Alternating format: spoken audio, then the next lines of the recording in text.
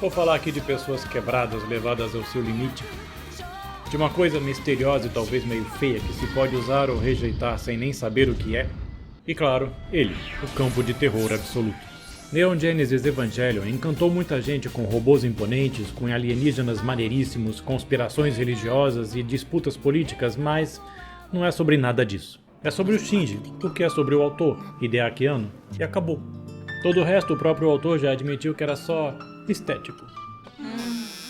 Sim, tanta gente babando de ódio por causa daqueles finais, digamos, inesperados. Tanta gente explicando anjos, Evas, Adão, Lilith, Cabala, alquimia, lua negra, portões de Goofy, solenoide epistêmico dos pínfanos e dráxicos do cacete do sei lá do raio que nos parta.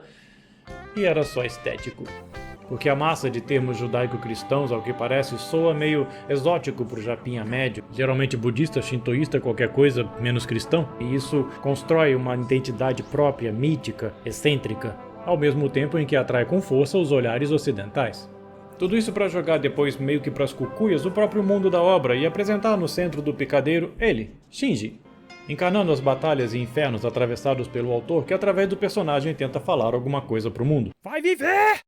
Acorda, cacete! Então, se você não tava nem aí pro Shinji como eu, um dia achou que essa obra tinha muito a dizer com os seus elementos míticos, místicos, teológicos, cabalísticos, well, dá pra dizer ainda que é um excelente desenho de mechas. Piadas à parte, a gente reconhece sim o valor psicológico da obra que tem alvos legítimos de simpatia e comoção. Pela realidade dos sofrimentos e dos vazios ou dos processos de cura mostrados ou buscados ali. Então é temerário dizer do que Evangelion fala, mas a gente ainda pode dizer o que Evangelion mostra. E mostra relacionamentos, dores, cicatrizes numa pilha de fracassos, erros e fatalidades. A começar pela Rei, estrupiada, escangalhada e ainda forçada a lutar, bem diante da paralisia acovardada de um garoto de 15 anos. A cena é bastante lenta, feita de propósito para deixar a gente nervoso, mas o garoto aceita, ele vai. Eu aceito! Não pelo pai, não por si, nem pelo mundo, mas para poupar uma garota que já estava machucada. Pô, isso é bacana, é o que se espera de um homem. E depois ele continua vendo a desgraça em que ela vive e apesar de nada receber em troca, ele a vai conquistando porque se atrai não tanto pelo quanto ela se dê a ele, não mesmo, mas pelo quanto ela parece precisar de alguém que se dê por ela. Então ela não é alguém que o atraia pela sensualidade, ela é alguém que o atrai porque lhe desperta cuidados. E ela mesma vai progredindo por ver algo surgir dentro de si, ao ponto de também ela se sacrificar por ele. Ah, mas na última hora ela vê mesmo é o pai dele. Ok, um coração confuso também é realista. E no caso dela então, quem lhe dera sentido de vida, atenção, carinho, autodoação? O Ikari pai e o Ikari filho. E apesar da reciprocidade que crescia, Rei é a figura de um amor que a morte leva. É o que se vê nos clipes de encerramento, já desde o começo, a moça de cabeça para baixo, girando como que mergulhando, caindo, sendo perdida. Não importa o que façam, ela sempre é tragada pela morte. E olha que o garoto mais à frente chega a pegar as rédeas da própria vida nas mãos com tanta força que rosna para a realidade dizendo agora chega dessa... Devolve! Ayanami! É forte o negócio, arrepia! E é em vão, cara. É muito triste. E depois a ruiva Asuka e o campo de terror absoluto mais forte de toda a obra. Afinal, pô, quem chega perto daquela doida? Se sobra vontade de socar o Shinji, também não falta vontade de dar um sacode naquela insuportável, e mesmo assim ainda fica claro que é apenas mais uma alma perdida, carente, náufraga neste vale de lágrimas. Eu não quero morrer! A gente vê que a bobinha gostava do Shinji, o Shinji gostava dela, e o que acontece? Nada. Ela humilha o garoto, compete com todo mundo, se atira em cima de um adulto que não tá nem aí pra ela, faz que cresce, aparece, mas caídas todas as fachadas, ela procura mesmo pelo amigo, tão humilhado, tão hostilizado, sem entender ou sem admitir o que é que ela queria dele afinal, realmente. Aliás, ela entendia sim. E como sempre, não dá pra contar com o idiota do Shinji. Ela queria um homem ao seu lado pra não enfrentar toda a dureza da vida sozinha. E olha só, manchete, isso também é realista. Evangelho mostra então pessoas que podem perder, pessoas que seriam a pessoa da sua vida simplesmente porque, quando se encontraram, estavam numa fase da vida em que eram apenas idiotas demais para fazer a coisa certa. Muito menos ainda se há de surpreender então que a vida nos dê alguém que será de fato a mulher da nossa vida, ainda que depois de muito fracasso e muita vergonha. E pouca coisa teria representado isso tão bem quanto aquela cena em que a mulher literalmente cai de paraquedas em cima do garoto. Aquilo é perfeito. Nossa, que cheiro bom. E esse realismo contrasta, isso pode ser importante, com aquelas outras obras em que quase todo mundo é tão inspirador que a gente sai de lá querendo ser uma pessoa melhor, sabe? Assista 86, assista O Senhor dos Anéis e assista Ore Monogatari, a história do Takeo. Aqui não. Dentro de Neon Genesis Evangelion, a criatura mais sã que você vai encontrar é Pen Pen. E é legal ver que a humanidade, enfrentando uma crise quimérica, depende de gente assim, de natureza tão decaída, tão quebrantada, o que é bastante realista. Só que a nata de elementos psicológicos existencialistas, nihilistas, pseudo-espirituais, anti-espirituais, que circundam os dramas e dores dessa gente toda, ou que permeiam a toda a tentativa de solução dessas dores, ou de convivência com elas, pelo menos, tudo isso tem um cheirinho que remete àquelas cabeças tidas por geniais, que viraram queridinhas de muita gente da atualidade, passando por muito racionalistas e pomposas ao negar essa coisa de moralidade universal, negar os dogmas, negar a autoridade das instituições tradicionais, vão negando tudo, até fazerem você duvidar da capacidade de perceber como real qualquer marimbondo que passe bem debaixo do teu nariz, e ainda achar isso lindo, libertário, porque você vai se abrindo para aceitar tudo, para aceitar todos, aceitar qualquer coisa, menos a Igreja de Cristo. Lembra daquela prosa? Enforcar o último rei nas tripas do último padre?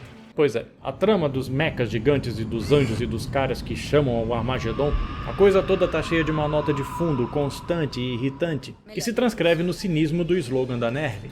Deus lá no céu dele e tudo bem com o mundo.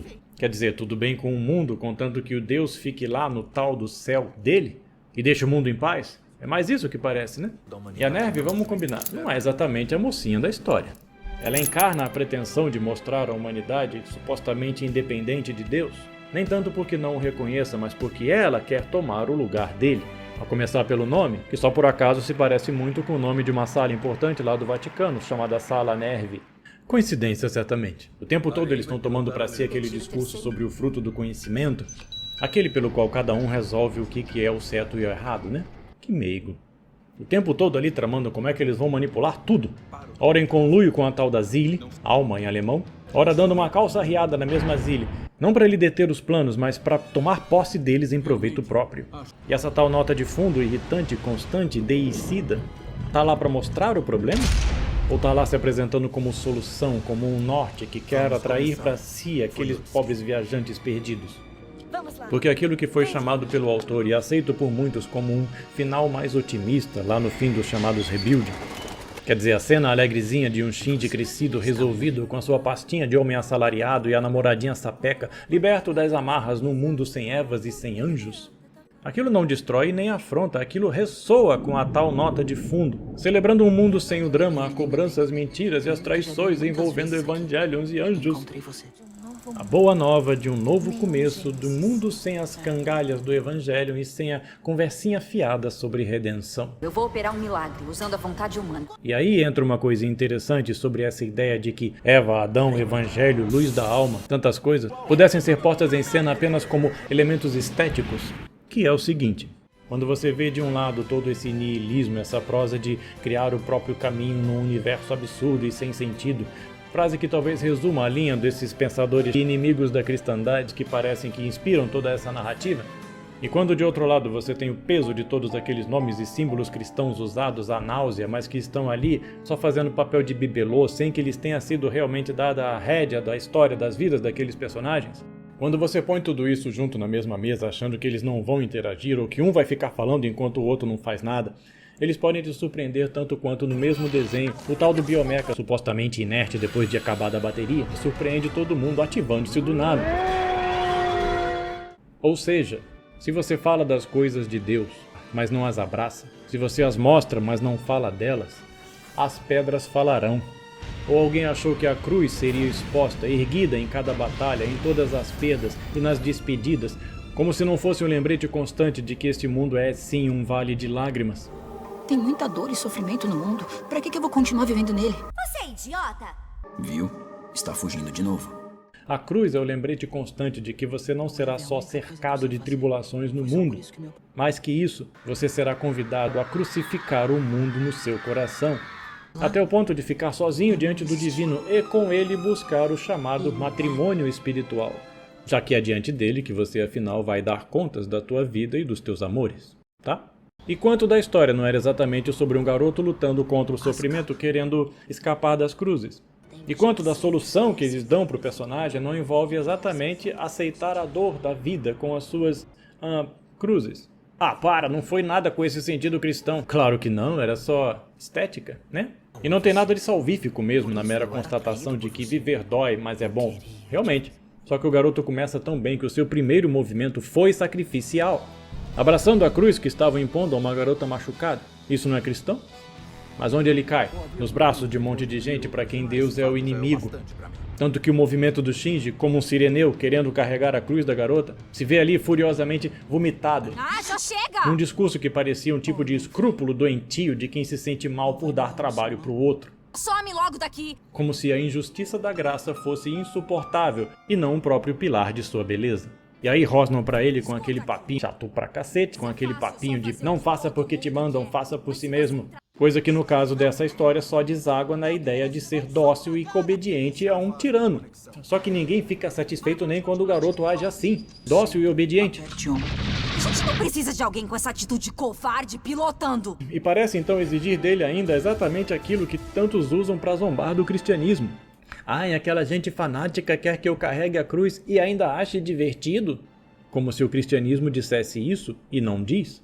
Mas ele tem que carregar no ombro, naquele mundo de gente ateia ou inspirada pelo pensamento dos ateus, carregar no ombro o peso das ordens alheias como se fosse um sonho pessoal, né? Tá. Isso é um absurdo, pai! E aí quando surge o perigo, monstro imenso, vingador absolutamente terrível, e todos os recursos têm eficácia zero contra ele, aí os olhos se voltam pra onde? Para o... Evangelho. Hein? O Evangelho. Evangelho? A vitória está no Evangelho. O último trunfo da humanidade. Inventei nada não, tá? Tá lá, é o nome do bagulho. E mais, o Evangelho não se move por si mesmo. Tem que ser pilotado, precisa vestir alguém que nele mergulhe. E você precisa estar lá dentro, respirar algo novo para se harmonizar com ele. E aí você e ele se moverão como um só. Com a tua alma e um poder que não é teu. Mas tem um porém. Essa entidade gigante, viva e poderosa pode ser muita coisa, mas não necessariamente bela. Assim como, coincidentemente, assim como o Evangelho também não está aí para ser o que você espera e nem para fazer promessa bonitinha de amor de jujuba, mas para ser abraçado tal como ele é. E ele vai mesmo parecer horrendo para muita gente perdida nas próprias misérias, amarrada nos próprios apegos, indigente acerca de si que nem um pouco que não consegue olhar para o alto. Algo que você vai achar que controla, páginas que você acha que lê e que pula ou que fecha quando quer, mas que, quando você menos espera, olha bem dentro de você, muito mais do que você mesmo se olha. E age por conta própria, te carregando. Aí inventam ainda de brincar de útero, porque para operar na cabine do Evangelion, você tem que respirar o tal do LCL, que eles admitem fazer referência ao líquido amniótico de uma gestante. Só estético. E que é o mesmo líquido que forma o mar vermelho e estéril sem vida que o Gendo Ikari diz ser verdadeiro mar morto. Um treco descrito como algo que se remete à sopa primordial da vida. Cheio de potencialidade, mas não de atualidade. Senti o cheiro da pólvora. A terra sem forma e vazia, as trevas sobre a face do abismo, o espírito sobre a face das águas. Por sobre a massa amorfa ou as águas primordiais, paira o mesmo a quem se diz, enchei os nossos corações e as nossas almas visitai. O mesmo espírito embebido no qual a mente se conecta ao, adivinha? Ao Evangelho. Ah, peraí, você já tinha pego a referência, é tudo sobre a mãe dele, pô. Beleza, valeu. A mãe, que escolheu mergulhar tão profundamente no Evangelho que ninguém mais conseguiu tirá-la de lá. Mônica também foi mãe de Agostinho, lembra? Ela grudada no Evangelho, o filho perdido no mundo, até que, angustiada, ela sonha. E um jovem, ou anjo, lhe diz, calma que onde você está, também ele estará. E lá se foi o filho encontrar com a mãe. No seio do Evangelho, onde a mãe perfeitamente convertida salva de novo e de novo o filho como uma leoa defendendo seu filhote. E aí quando o Shinji afunda no mar de Dirac, na sombra, no silêncio, no deserto, numa introspecção forçada e no isolamento total e opressor das trevas impenetráveis, confrontando enfim a si mesmo, mas incapaz de se resolver sozinho, ele escapa do terror não pelas próprias forças, mas roubado ao túmulo pelo mesmo evangelho em que ele estava inserido e em cujo espírito ele respirava em comunhão inadvertida com a própria mãe, que havia mergulhado antes naquele mesmo evangelho e de lá o protegia. Agora pergunta, o inimigo da tua alma quer te levar para o deserto? Para introspecção, para contemplação? Não! Ele te vence no barulho, na distração, no desespero, no gozo, na devassidão, no desânimo.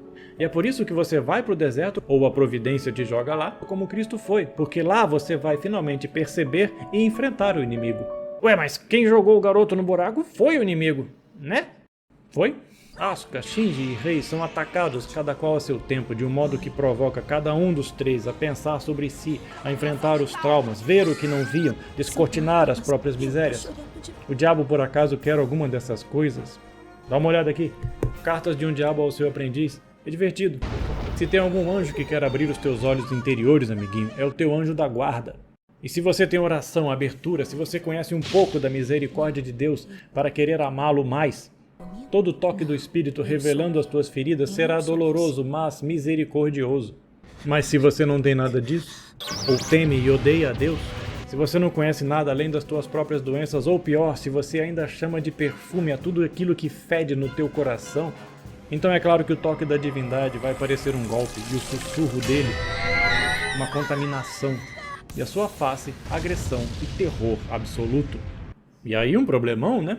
Porque essas coisas, esses monstros, vêm esfregando na nossa cara facetas do abismo de aflições que assolam desde sempre a natureza fraturada e vulnerável da alma humana. Diga lá, a frieza assassina da lógica matemática, o drama da desarmonia entre os irmãos, o tic-tac implacável do relógio, a submissão suicida às máquinas inteligentes, o poço de perigos vindos do espaço profundo, ou talvez o medo do julgamento que vem do alto, as mortes horrorosas disponíveis na natureza indomada, os monstros das profundezas insondadas do mar ou da consciência, a fugacidade dos recursos humanos, o medo apavorado e assassino que as pessoas têm da maternidade, o uso demoníaco que se pode fazer até do próprio evangelho, o terror da autorrevelação, da introspecção, do silêncio e da verdade, a negação ou até a exaltação da loucura. Não me faz relembrar isso! E finalmente a estupidez deformadora em que se degenera a pessoa incauta do próprio vazio, ou a ilusão de se buscar salvação no próprio homem. De todas essas coisas, inclusive do dia da ira divina, o dies irae, de tudo isso os anjos e os evangelhos sempre nos deram alerta, enquanto as pessoas continuam fazendo de conta que Deus está lá no céu dele e tudo bem no mundo. Comamos e bebamos, façamos nossa torre de Babel, nossas leis, nosso céu. Carpe diem. Mano, do que tu tá falando? Calma que piora. O tal do Eighfield é descrito como inerente a todo ser humano, mas é só mesmo mostrado, de forma esmagadora, quando manifestado por anjos e evas, né? Pois é, se por um lado a expressão campo de terror absoluto pretende referir ao dilema do ouriço, que seria aquele medo de se dar a conhecer pelo outro, por outro lado a força em si é traduzida por luz da alma. E isso, irmãozinho, se refere à cidadela da vontade, o santuário interior ou sacrário da consciência, onde nem o diabo entra. É por isso que se diz que nenhuma tentação vira pecado se não tiver o sim da tua vontade.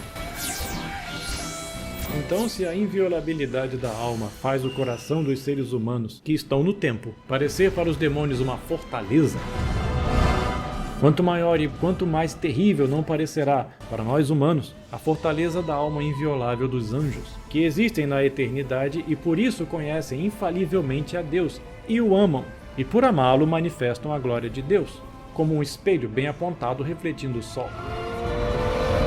Se isso já é esmagador para uma pessoa de oração que ama a Deus, o que não será para aqueles que vivem aqui abraçados ao diabo ou se fazendo cúmplices deles? Terror absoluto, claro. Ai não, a voz de Deus não é perturbação, é paz. Quem perturba o teu coração é o diabo. É sim, eu ouvi o padre dizer. Errado não tá, mas isso se aplica para quem? Para quem tá na graça, né? Quem teme perder a amizade com Deus. Para quem tá na lama, e Santo Agostinho que nos diga, o chamado de Deus é alguma coisa tipo... Conhece isso? Eu não vim para trazer paz, mas uma espada. Pois é. Então se um demônio é demônio justamente porque odeia o Deus que irradia a glória, como é que o monstro do desenho iria refletir essa glória? Simples. Não sendo um demônio, mas um anjo mesmo. Não pode ser! Você já viu a representação do diabo cheio de olhos? Mas querubins e tronos sim, né? Porque anjos fiéis, pela proximidade que desfrutam com o Deus que amam, participam por empréstimo da onisciência divina. Demônios não. Enquanto os bichos do desenho são representados cheios de olhos. Mas pera, a cultura japonesa é diferente, o autor não quis dizer que... Eu sei que não, ele já disse isso. Não diz nada pra ele, então ele pode usar, né? Gostaram da ideia de brincar com esses termos cristãos, né? Só que enquanto a gente não sabe o que diz, Deus sabe o que faz. E esse mesmo espírito que paira sobre a terra amorfa ou sobre o mar da dissolução é chamado, sabe de quê? Espírito septiforme, pedra de 7 olhos, a onisciência divina. A mesma que os caras puseram na testa da falsa divindade deles e que eles esperavam controlar para bancar em Deus eles mesmos e impor ao mundo a sua própria ideia de salvação, sempre ao custo das vidas de pessoas que não sabem de nada e são levadas ao limite por assassinos e suicidas. Isso tudo para não mencionar o primeiro e o óbvio. Tanto marmanjo no mundo e eles precisam mesmo é de crianças. Conhece isso? Deixai vir a mim as criancinhas porque delas é o reino dos céus? Pois é. Até a lança de Longinus, só por estética, tá lá trazendo lembrança de que com ela o homem pretendeu aplicar o golpe de misericórdia sobre um Deus que dissera de si: ninguém toma minha vida, eu mesmo a dou. E é nessa mesma exata pretensão que ela é usada lá no final com ares de grande heroísmo e glória. Com o poder do conhecimento e da força de vontade, a humanidade chegou até aqui sem a ajuda dos deuses. Tadinha da Misato. Eu vou trazer ele de volta! Conto com você! A igreja fala de obstinação, de presunção ou inconsideração. Já ouviu falar? Tá aqui. Quantos profetas e santos passaram milênios dizendo: preparai o caminho. Quantas décadas e séculos de guerras, revoluções e genocídios, frutos do pensamento diabólico de dar as costas para Cristo e para sua igreja. Agora até um gigante do céu com um halo na cabeça pode vir e avisar que toda aquela presunção vira pó diante da cruz. E mesmo assim preferem vender a alma, inventar o seu próprio admirável mundo novo, criar seus próprios dogmas e deixar as pessoas iludidas dizendo: eu faço meu mundo, eu decido minha vida, eu me viro com sofrimentos e eu construo minha felicidade. Você não vai ficar comigo! Deus lá longe no céu dele e eu de boaça curtindo o mundo. É a vitória da neve, amiguinho. É claro que vai dar merda. E mesmo assim, no auge da loucura, o divino te escolhe, te abraça e te diz: é bom estar aqui, mas não é hora de fazer tendas e sim de voltar ao mundo. Ou não foi lá no diálogo com a divina Rei Peladona que o Shinji foi convencido de que era melhor voltar para a Terra? E a tal divindade até se mata, se esvai, só para dar pra gente mais chance, mais tempo, para viver com melhores escolhas e mais se voltar para ela. Apesar da gente. Afinal, no fim das contas, o Evangelion de que o Shinji quer se livrar e que ele deixa para trás nunca foi realmente o Evangelho, mas um grande saco de traições, omissões e mentiras, no qual ele foi mantido refém. E aí ele sai daquilo e se sente ótimo, livre, leve, solto, achando que tá no céu e vivendo a vida comum. E não tá, porque o Evangelho continua desconhecido e o mundo continua sendo o que é, e os homens o que são. É quase cruel. Se você chegou até aqui e já não tem certeza de que padrão azul seja um mau sinal, considere inscrever-se no canal. E se você já me conhece e mesmo assim voltou, considere tornar-se membro.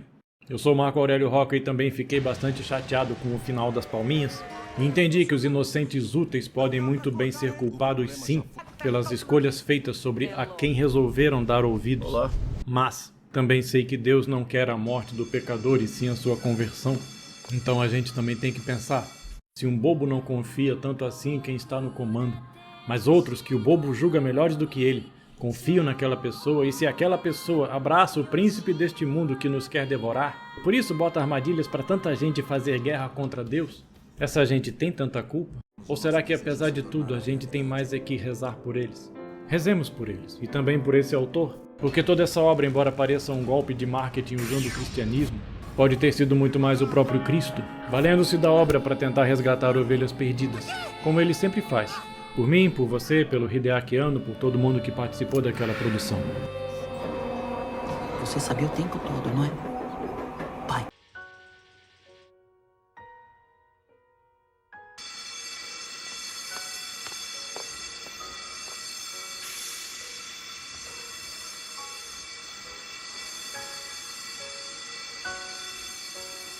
Me desculpa, Shinji. Deus abençoe.